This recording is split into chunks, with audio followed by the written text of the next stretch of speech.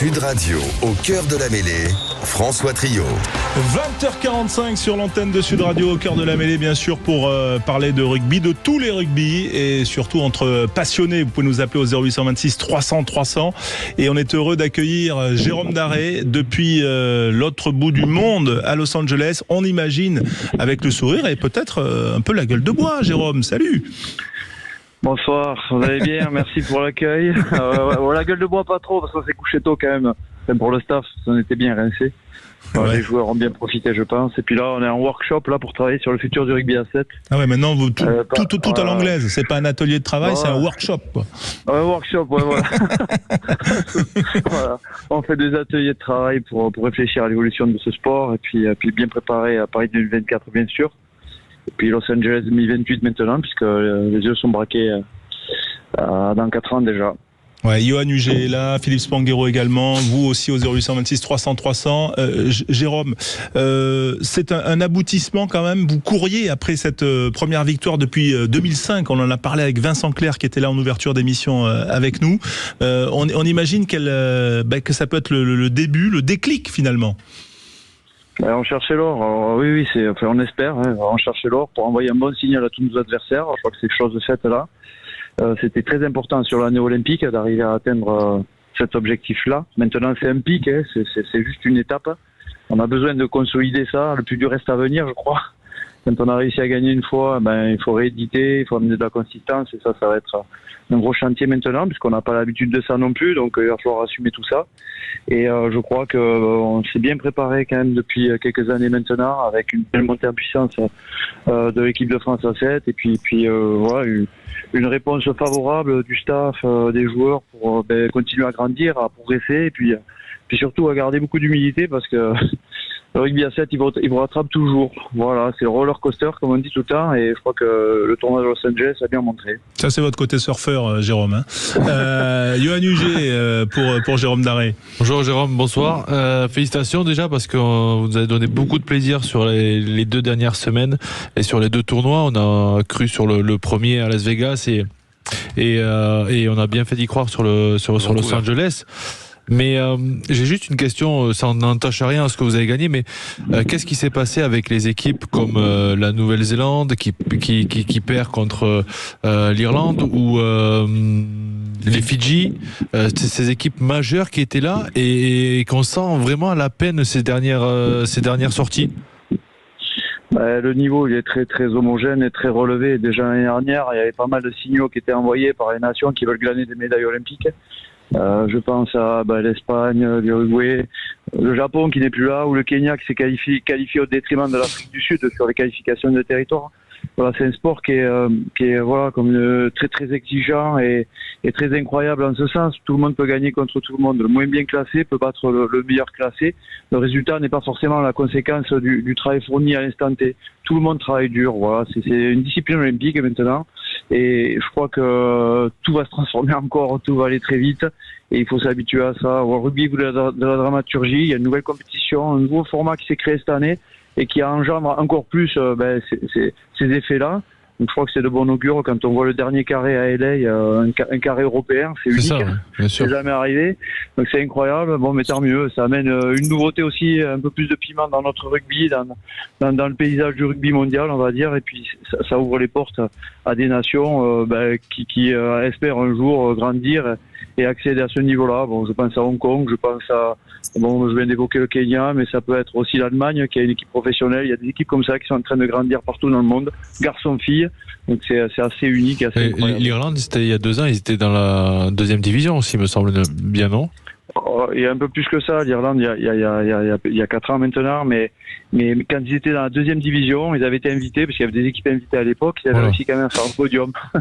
Donc à Londres, je crois que c'était en 2018 ou quelque chose comme ça, et c'était assez incroyable de voir leur mise en progression. C'est un sport qui demande d'apprendre ses codes, d'essayer de le décrypter, voilà, on va dire ça comme ça, mais des nations peuvent arriver très très vite à grandir de manière puissante. Voilà, c'est un peu quelque chose qui est assez unique dans notre sport. Voilà, on n'a pas besoin de première ligne, deuxième ligne, de postes très spécifiques. On a besoin d'avoir des joueurs de rugby avec des compétences incroyable pour pouvoir jouer à ce jeu, hein, mais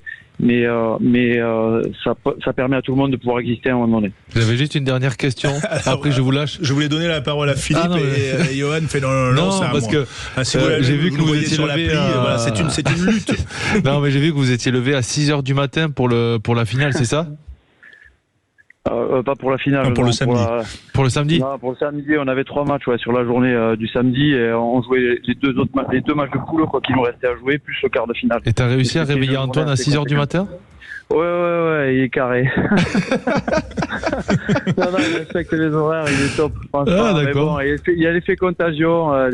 Il n'y a pas le choix, de toute façon. À 7, tout est. Je pense que c'est le début, Jérôme. Méfie-toi, il va te changer tout l'emploi du temps après. Là, c'était le début, je pense. Le 6h du matin, c'était un peu compliqué. Et à 7, si on rate 2 minutes de match, on a perdu le match. Donc il vaut mieux arriver à l'heure quand même. Je laisse la main à Philippe Spanghero. Du coup, putain, tu m'as cassé mon truc. J'avais préparé une question de fou là. En plus, tu t'es trompé de jour et tout. Bon, bref. Ouais. Non, Jérôme, l'essentiel, c'est l'heure. Pas de question, mais c'est vrai que le scénario est quand même exceptionnel pour préparer un peu la montée en puissance jusqu'au jeu en France, sans ramener tout à Antoine, puisqu'on en a parlé en première partie d'émission dans le débat.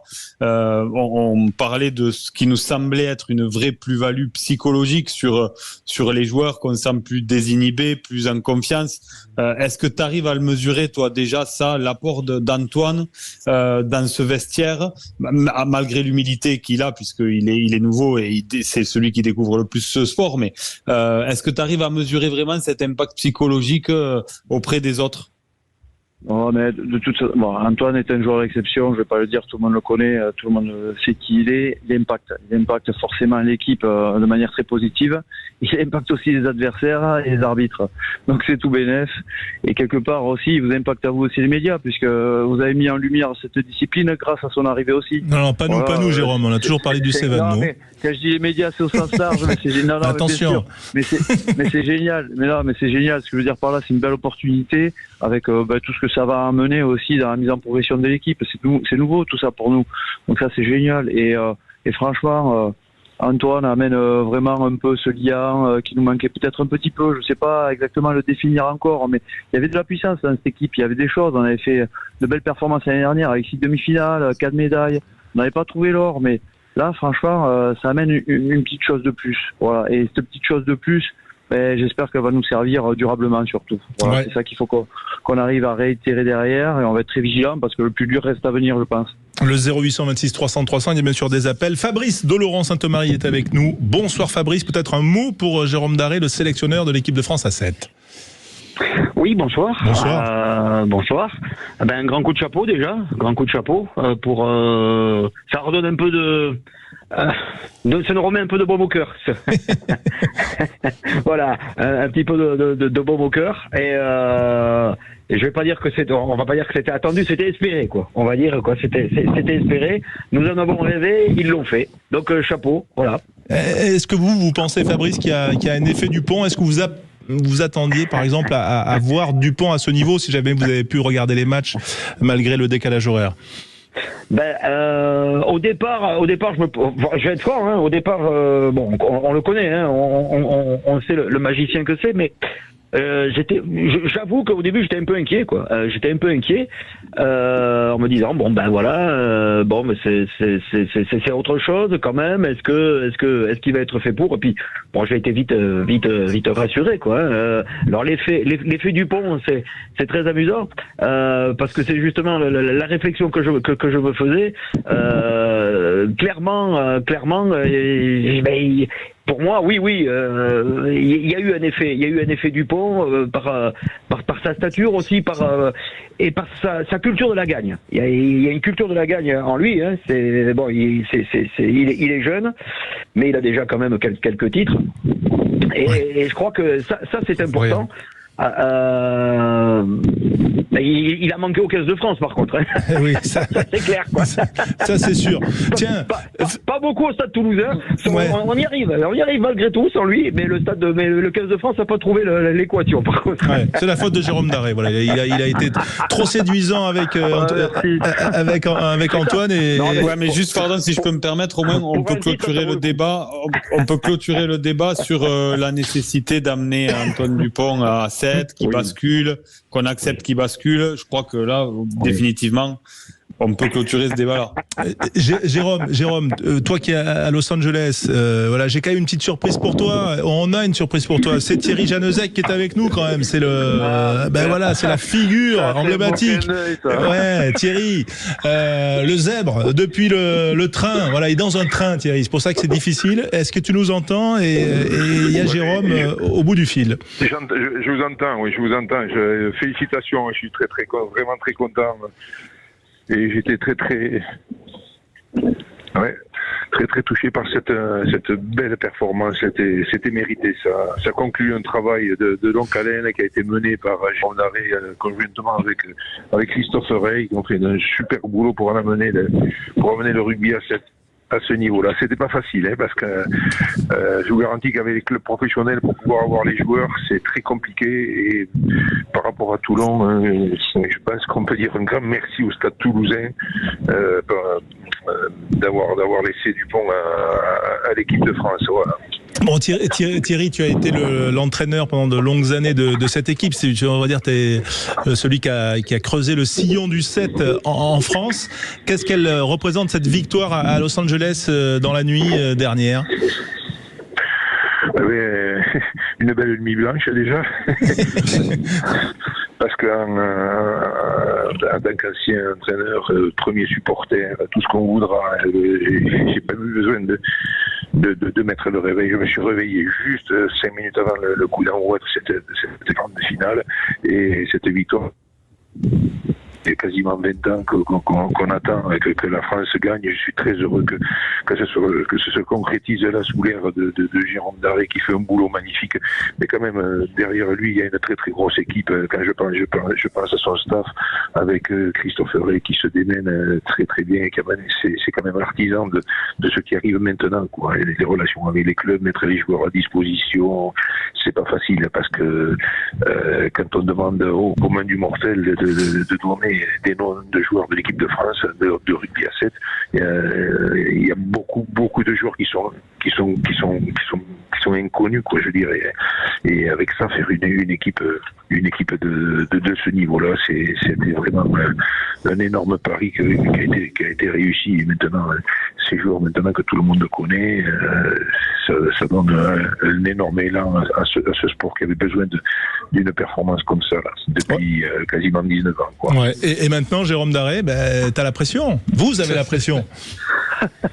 Oui, non, mais alors je suis très content d'entendre Thierry avec moi sur Sud Radio, parce que c'est Thierry qui m'a amené la première fois à Hong Kong, Hong Kong Sevens en 2000, donc ça commence à dater déjà aussi. On avait fait une belle performance, voilà, ça avait été déjà très très magique. Et puis hier soir là, je voulais faire un petit clin d'œil quand même, parce que c'est le seul entraîneur qui a gagné une médaille sur le circuit mondial à 7.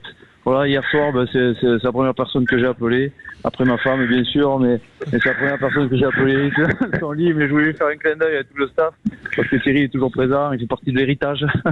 Voilà, et c'est quelqu'un de très important dans le paysage de rugby à 7. Donc Thierry, merci pour ton soutien, je te le dis de vive voix devant tout le monde, c'est très très important de t'avoir pas loin aussi encore aujourd'hui, voilà. Donc voilà, on n'a que de la bonne pression. Voilà. Et surtout, merci à vous de nous avoir offert ce cadeau magnifique, parce que ça sentait bon depuis le début, ça sentait bon depuis très longtemps. On savait que ça allait arriver, qu'on allait gagner un tournoi, et c'est pas fini. Et c'est rien. Et je vais compléter un petit peu, parce que là, vite, compléter avec la pression, on joue les Jeux Olympiques à Paris, c'est quelque chose d'incroyable, d'extrêmement puissant. On va représenter la France, et je crois que c'est tout un écosystème qui se construit là avec Christophe, Thierry l'a évoqué, tous les clubs qui travaillent avec nous, la fédération, l'agence nationale du sport et tout ça là, c'est la Ligue nationale de rugby qui contribue aussi à faire grandir l'équipe de France à 7 et c'est super. Merci Jérôme Daré d'avoir été avec nous depuis Los Angeles. Bravo encore. On remercie Fabrice de Laurent Saint-Omery d'avoir été avec nous, de nous avoir appelé au 0826 300 300. C'est un plaisir. Et puis Thierry Janezek, voilà pour le clin d'œil de ce rugby que tu as soutenu et que tu as fait grandir toi aussi en France. On est heureux de parler de tous les rugby sur Sud Radio. On remercie Philippe Spanghero, Yoann Huget, Aude au standard, Quentin Cabanis bien sûr. Et on vous retrouve dès le week-end prochain parce qu'il y aura la Pro D2 vendredi, le Top 14 samedi avec le tournoi destination et puis dimanche, on vivra aussi le match en intégralité Galles-France à partir de 15h30 sur notre antenne. Merci messieurs. Et bonne soirée. À bientôt et bonne journée pour Jérôme.